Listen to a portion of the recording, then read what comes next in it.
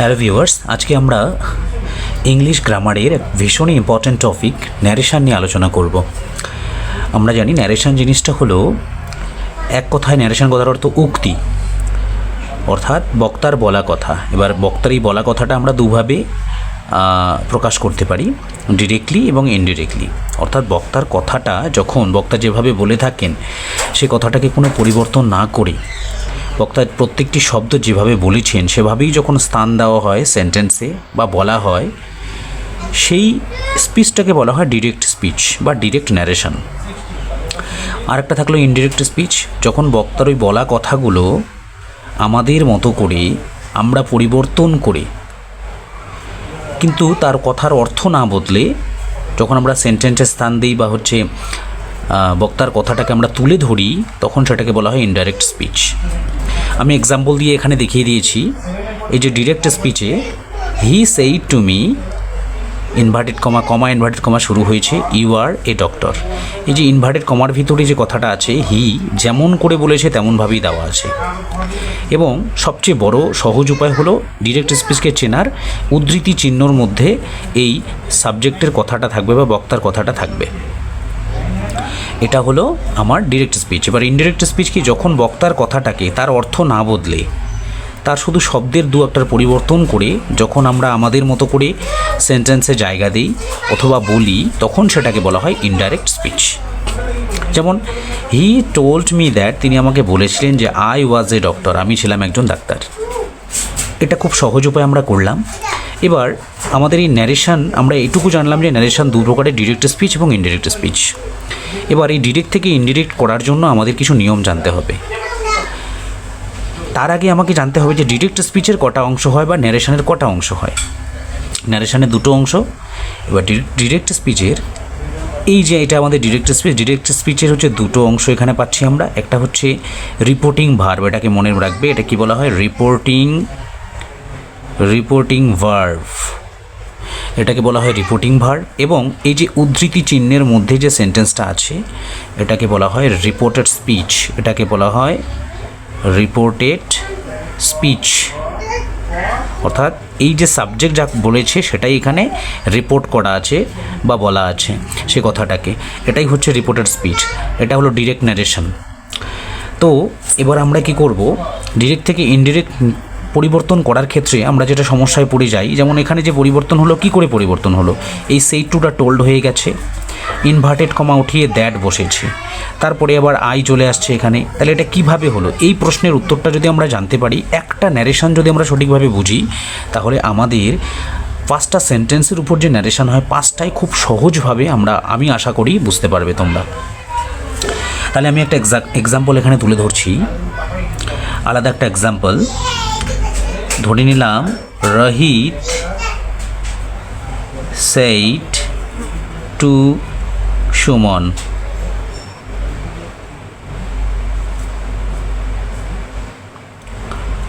Will you go to school, তুমি কি স্কুলে যাবে? এই যেখানে কোশ্চেন থাকলো, ইনভার্টেড কমা বসিয়ে দিলাম।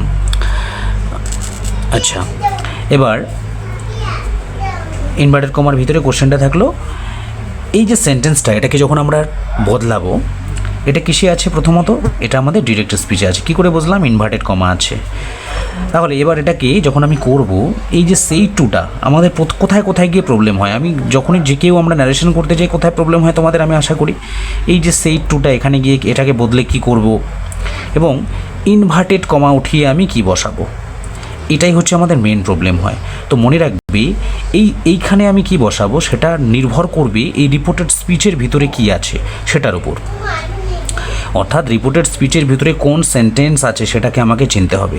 আমার পরীক্ষায় যখন ন্যারেশন আসবে, আমি কি করব, প্রথমে ন্যারেশনটাকে পড়ে দেখব যে রিপোর্টেড স্পিচের ভিতরে কি আছে, রিপোর্টেড স্পিচের ভিতরে সেন্টেন্সটা কোন সেন্টেন্স। আমার চেনার উপায় কি, যদি কোশ্চেন চিহ্ন থাকে তাহলে আমি বুঝে যাই যে এটা ইন্টারোগেটিভ সেন্টেন্স।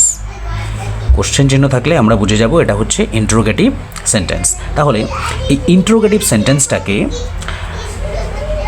আমি যখন ডিরেক্ট থেকে ইনডিরেক্ট স্পিচে নিয়ে যাব, তখন কি করব, সেই টু থাকলে সব সময়ের জন্য আক্সড হবে, মনে রাখবে সেই টু থাকলে আক্সড হবে। আর এখানে রোহিতই বসবে, রোহিত আক্সড, কাকে আক্সড করলো? সুমনকে আক্সড করলো। একটু সময় নিয়ে দেখবে, ভিডিওটা হয়তো একটু লং হতে পারে, একটু সময় নিয়ে দেখবে, খুব সহজভাবে আমি আশা করি এই ভিডিওটার পরে তোমার আর কোনো আলাদাভাবে ন্যারেশনের ক্লাস নেওয়ার প্রয়োজন পড়বে না। তো রোহিত আক্সড সুমন, এই যে কমা উঠে যাবে, ইনভার্টেড কমা উঠিয়ে আমার সবসময় মনে রাখতে হবে যে দেখো আগের এখানে কি করলাম আমরা, যে ইনভার্টেড কমা উঠিয়ে কি বসানো হয়েছিল? দ্যাট বসানো হয়েছিল, কিন্তু এখানে কিন্তু দ্যাট বসবে না, কারণ দুটো সেন্টেন্স আলাদা। এখানে দেখো রিপোর্টেড স্পিচের ভিতরে অ্যাসার্টিভ সেন্টেন্স, এখানে কি হয়ে গেল? রিপোর্টেড স্পিচের ভিতরে কোশ্চেন আছে, এটা গেল ইন্টারোগেটিভ সেন্টেন্স। তার মানে আমাকে প্রথমত সেন্টেন্স সম্পর্কে একটা ধারণা রাখতে হবে। তাহলে আমার প্রথম কাজ থাকবে যে এইটাকে আগে শেষ করে নিই, যে রোহিত আক্সড সুমন, রোহিত সুমনকে জিজ্ঞেস করলো। এবার এই যে ভার্ব দিয়ে শুরু হয়েছে, এক একটা সেন্টেন্সের আলাদা আলাদা নিয়ম আসবে, তাই আমি তোমাদের এটাই দেখানোর চেষ্টা করছি যে আমাদের কোন জায়গাটা গিয়ে সমস্যা দাঁড়ায়, কোন জায়গাটা গিয়ে আমরা প্রবলেমে পড়ে যাই। তো আমি এটা সলভ করার পরে আমরা জাস্ট আজকে পার্টিকুলার একটা সেন্টেন্সকে নিয়ে আগাবো, যাতে করে আমাদের ন্যারেশনের একটা সেন্টেন্স ক্লিয়ার হবে, তারপরে পরবর্তী ভিডিওতে আমি আরেকটা সেন্টেন্স নিয়ে আসবো। এভাবে করে তোমাদের ন্যারেশনের পুঙ্খানুপুঙ্খ একটা পরিষ্কার ধারণা আমি তোমাদের দেবো। আচ্ছা, তাহলে রোহিত আক্সড সুমন, এবার মনে রাখবে ইন্টারোগেটিভ সেন্টেন্স যেহেতু এটা আমি কি করে বুঝলাম, ইনভার্টেড কমার ভিতরে লক্ষ্য করব যে কী দিয়ে শুরু কী দিয়ে শেষ। ভার্ব দিয়ে শুরু হয়েছে, কোশ্চেন আছে, কোশ্চেন দেখলে ইন্টারোগেটিভ সেন্টেন্সে মনে রাখবে যদি সেন্টেন্সটা কোনো ভার্ব দিয়ে শুরু হয়, এই যে উইলটা হচ্ছে একটা ভার্ব, এটাকে বলা হয় মডাল ভার্ব। তো মডাল ভার্ব দিয়ে শুরু হয়েছে, অর্থাৎ যে কোনো ভার্ব দিয়েই যদি শুরু হয় কোনো ইন্টারোগেটিভ সেন্টেন্স, তাহলে আমরা ইফ বসাবো, মনে রাখবে। ইফ বা ওয়েদার বসাতে হয়, তোমরা সহজ শব্দ ইফকে মনে রাখবে। তাহলে রোহিত আক্সড সুমন ইফ, তারপরে কি করব, এবার ইফ বসানোর পরে আমি দেখব এইটুকু সেন্টেন্সের মধ্যে সাবজেক্ট কোনটা আছে, সাবজেক্ট কী আছে। আমার সাবজেক্ট ইউ আছে, এবার আমি কি ইউকেই বসাবো? এখানে একটা বড় প্রশ্ন। তো ইউকেই বসাবো কিনা সেটার জন্য তোমাদের জন্য একটা আমি রুলস ক্রিয়েট করেছি।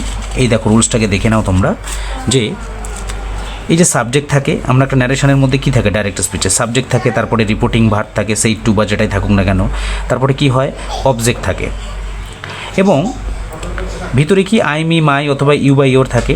তো এভাবে যখন থাকবে মনে রাখবে ইনভার্টেড কমার ভিতরে আই মি মাই থাকলে প্রথম ব্যক্তিকে বোঝাবে, অর্থাৎ সাবজেক্টকে বোঝাবে। ইউ বা ইয়োর থাকলে অবজেক্টকে বোঝাবে। আবার বলছি, ইনভার্টেড কমার ভিতরে আই মি মাই থাকলে প্রথম ব্যক্তিকে বোঝাবে মানে সাবজেক্টকে বোঝাবে।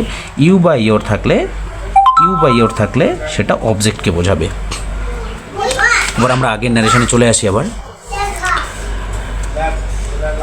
দেখে নাও। এবার তার ঠিক একইভাবে, তার মানে এখানে ইউ আছে, ইউ থাকলে কাকে বোঝাবে? ইউ থাকলে তোমরা দেখে নেবে, ইউ থাকলে দ্বিতীয় ব্যক্তিকে বোঝায় সবসময়। কাকে বোঝায়? দ্বিতীয় ব্যক্তি। দ্বিতীয় ব্যক্তি সুমন, সুমনের নাম আর লেখা যাবে না, একটা সেন্টেন্সে একটা নাম রিপিট হয় না কখনো। তাই কী করবো আমরা এখানে, সুমন যেহেতু পুরুষ মানুষ তার পরিবর্তে হি ব্যবহার করব, প্রোনাউন। তাহলে হি।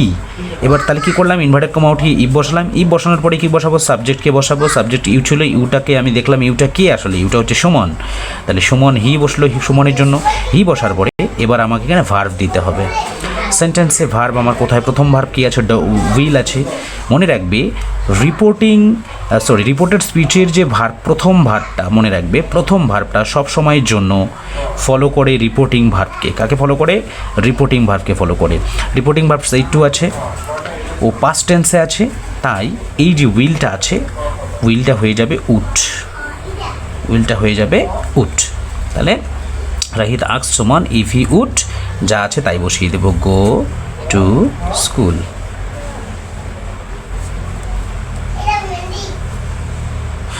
আজকে আমি এইটুকু বোঝালাম তোমাদের, আমি ধারণা দেওয়ার চেষ্টা করলাম যে নর্মালি আমাদের কোন কোন জায়গায় গিয়ে আটকাই আমরা, এটাই আমি বোঝানোর চেষ্টা করলাম আজকের ভিডিওতে।